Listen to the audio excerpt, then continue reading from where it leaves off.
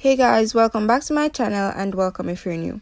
So in today's video, I'll be showing you how to view someone's TikTok profile without them knowing. I'll be sharing 2 ways you could actually go about doing this, so if you're interested, stick around for the rest of the video. I'm going to launch TikTok and go to my profile. Then I'm going to click on the eye icon at the top of the screen. So these are all the persons who have viewed my profile in the last 30 days. For the first method, you would simply turn off your profile view history. So when you turn off your profile view histories, persons will not be notified when you view their profile. Also, you will not be notified when someone views your profile.